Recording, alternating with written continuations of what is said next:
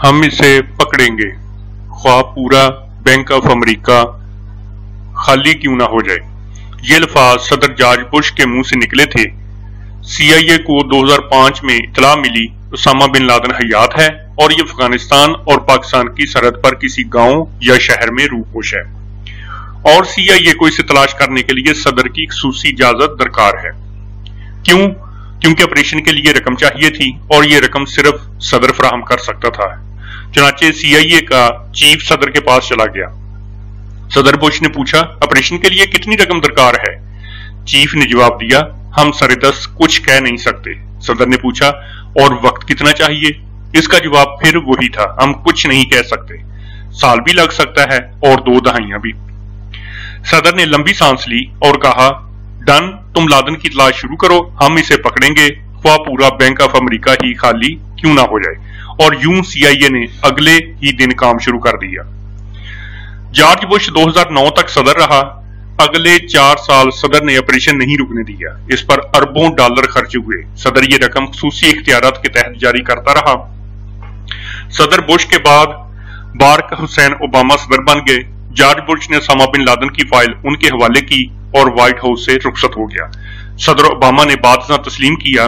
मैंने कई बार सोचा मैं ये ऑपरेशन बंद करा देता हूं, मुझे ये सही लाहासिल महसूस होता था। हम 2011 के शुरू तक 1 इंच भी आगे नहीं बढ़े थे, लेकिन मुझे हर बार जॉर्ज बुश का यकीन और कन्विक्शन रोक लेती थी। बहरहाल ये सिलसिला चलता रहा, यहां तक कि CIA मार्च 2011 तक ओसामा बिन लादेन के ठिकाने तक पहुंच गई और उसने उसकी वहां मौजूदगी की तस्दीक भी कर ली। किस्सा मजीद मुख्तसर, अमेरिका ने 2 मई 2011 की दरमियानी रात एबटाबाद में ऑपरेशन किया, ओसामा बिन लादेन को कत्ल किया और इसकी मैयत अफगानिस्तान ले गया। ऑपरेशन की तकमील के बाद सदर ओबामा ने जॉर्ज W बुश को फोन किया। ये उस वक्त टेक्सास में अपने फार्म हाउस पर थे। सदर ओबामा ने उन्हें दावत दी, ये ऑपरेशन आपने स्टार्ट किया था, लिहाजा आप वाशिंगटन आ जाएं, हम दोनों मिलकर दुनिया को इस सदी की सबसे बड़ी खबर देते हैं। जॉर्ज बुश ने यह पेशकश सुनकर सदर ओबामा का शुक्रिया अदा किया और इसके बाद कहा, मिस्टर प्रेसिडेंट, मैं अपनी मुद्दत पूरी करके घर आ गया हूं और अपनी रिटायरमेंट एंजॉय कर रहा हूं। इस वक्त आप अमेरिका के सदर हैं, आप जाने, ओसामा बिन लादेन जाने, CIA जाने और मीडिया जाने, आप मेरी तरफ से माजरत कबूल कर लें। जॉर्ज बुश ने इसके बाद फोन बंद किया। वो अपने पसंदीदा घोड़े के पास गया, उसकी कमर पर थपकी दी, छलांग लगाकर उसकी पीठ पर बैठा और अपने फार्म हाउस के गिर्द चक्कर लगाने लगा। सदर जॉर्ज बुश की तरह दुनिया भर के हुक्मरान अपनी मुद्दत हुक्मरानी के बाद प्राइवेट लाइफ को एंजॉय करते हैं। बिल क्लिंटन यूनिवर्सिटियों में लेक्चर देता है और गाफ खेलता है, आपने उसे कभी लाइमलाइट में नहीं देखा होगा। जमी कार्टर 98 वर्ष की उम्र में अपने गांव के चर्च में लेक्चर देता है। सदर ओबामा किताबें लिख रहे हैं और नेटफ्लिक्स के साथ मिलकर फिल्में, सीरीज, डॉक्यूमेंट्रीज और फीचर फिल्म्स बना रहे हैं। बरतानिया में जॉन मेजर रिटायरमेंट के बाद लॉर्ड्स के स्टेडियम में क्रिकेट मैच देखा करते थे।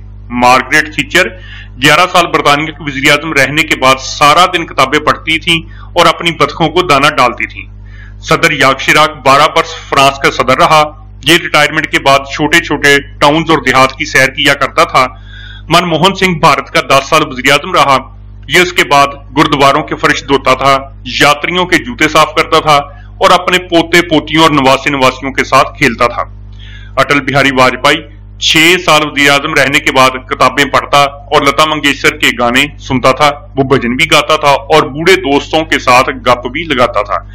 और जापान में इस वक्त 18 साबक वज़ीर आज़म हैं। ये साइकिल चलाते हैं, यूनिवर्सिटियों में लेक्चर देते हैं, खेती बाड़ी करते हैं और सोशल वर्क में वक्त गुजारते हैं। जबकि इसके मुकाबले में पाकिस्तान में क्या होता है, हमारे वज़ीर आज़म के पास सिर्फ 2 ऑप्शन होते हैं, इक्तदार और जेल। आप इक्तदार में रहेंगे या फिर सीधे जेल जाएंगे। आप एक दिन वज़ीर आज़म होते हैं और अगले दिन C क्लास में नीचे फर्श पर लेटे होते हैं, और आप अगर खुशकिस्मती से जेल से बच भी जाएं तो भी आपको अदालतों और मुकदमात की जिल्लत जरूर देखनी पड़ती है। और जिल्लत के दौरान साबिक वज़ीर आज़म ये फैसला कर लेते हैं, मुझे अब कुछ भी करना पड़ा, मैं इक़्तिदार में वापस आऊंगा और इन तमाम लोगों को नाक से लकीरें निकलवाऊंगा जिन्होंने मुझे जलील किया, और यूं ये म्यूजिकल चेयर दोबारा शुरू हो जाती है। आप किसी देर पाकिस्तान की तारीख का जायजा ले लें, आप हैरान रह जाएंगे। मसलन आप देखें जुल्फकार अली भुट्टो के साथ क्या हुआ था। वो उस वक्त आलम इस्लाम के सबसे बड़े लीडर थे। उन्होंने लाहौर में इस्लामिक समिट बुलाकर मुस्लिम उम्मा को इकट्ठा कर लिया, लेकिन इसके बाद वो जेल पहुंचे और इनका कैरियर फांसी घाट पर पहुंचकर खत्म हुआ। जनरल जियाउल हक क्यारे के हादसे में मारे गए। ये भी अगर जिंदा होते तो उनके साथ भी भुट्टो जैसा सलूक होता। जनरल जियाउल हक के बाद मियां नवाज शरीफ और बेनजीर भुट्टो के दरमियान जेलों की म्यूजिकल चेयर शुरू हो गई और ये दोनों एक दूसरे को जेलों और अदालतों में घसीटते रहे। इंतकाम और इक्तदार के इस खेल में आसफ अली जरदारी के 11 साल जेलों की नजर हो गए, जबकि बेनजीर भुट्टो की जिलावतनी काटना पड़ गई। मियां नवाज शरीफ को भी 2 बार जेलें और जिलावतनियां देखनी पड़ी। मियां शहबाज शरीफ, शाहिद खान अब्बासी, हमजा शहबाज, मरियम नवाज के साथ भी क्या नहीं हुआ। और ये किस किस जेल में ख्वार नहीं हुए। इमरान खान इक़्तिदार में आए तो ये एस्टेब्लिशमेंट की डार्लिंग थे, जो ताकत के घोड़े पर बैठकर सियासतदानों के पंखे और एसी बंद कराते रहे। ये राना सनावला जैसे सियासतदानों पर हीरोइन डलवाते रहे। ये सियासी मुखालफिन को मूंछों से भी पकड़ते रहे। लेकिन आज वो इमरान खान कहां है, जो 1.5 साल पहले तक सदर डोनाल्ड ट्रंप से वर्ल्ड कप जीत रहे थे, महातिर मोहम्मद और उर्दगान को हुकूमत करने के तरीके बता रहे थे, चीन के सदर को इस्लामी मिशत पर आध घंटे लेक्चर देते थे, सऊदी वली अहद की ड्राइवरी में एयरपोर्ट आते और जाते थे, जो आर्मी चीफ को एक्सटेंशन दे रहे थे, सदर आरफ अलवी को आरफ कहकर बुलाते थे, जो परवेज लाही को पंजाब का वज़ीर आला बना रहे थे, कौमी असम्बली से इस्तीफे दे रहे थे, असम्बलियां तोड़ रहे थे और हजारों गाड़ियों के काफिलों में हाई कोर्ट जा रहे थे और इनके मुतासिरीन और इनकी गिरफ्तारी पर फौजी तंसीबात पर हमले कर देते थे। चीफ जस्टिस ऑफ पाकिस्तान उन्हें अपना मेहमान बना रहे थे और उन्हें मर्सिडीज गाड़ी में अदालत में बुलाकर उन्हें गुड टू सी यू कह रहे थे। लेकिन वो इमरान खान आज कहां है। वो अटक जेल के 11 बाई 10 फुट के उस सेल में हैं जहां बेड है और ना ही एसी, और इन्हें घर के खाने की सहूलत तक दस्तयाब नहीं।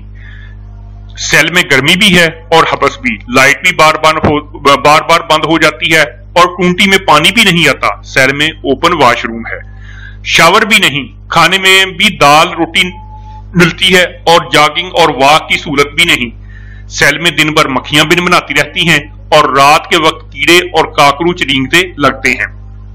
कप्तान के पास जायनमाज तक बिछाने की जगह नहीं। चुनाचे आज अगर चेयरमैन की जिंदगी को 4 दिसंबर, जनवरी 2023, मई 2022 और मार्च 2022 4 हिस्सों में तकसीम किया जाए तो इसमें जमीन और आसमान का फर्क दिखाई देगा।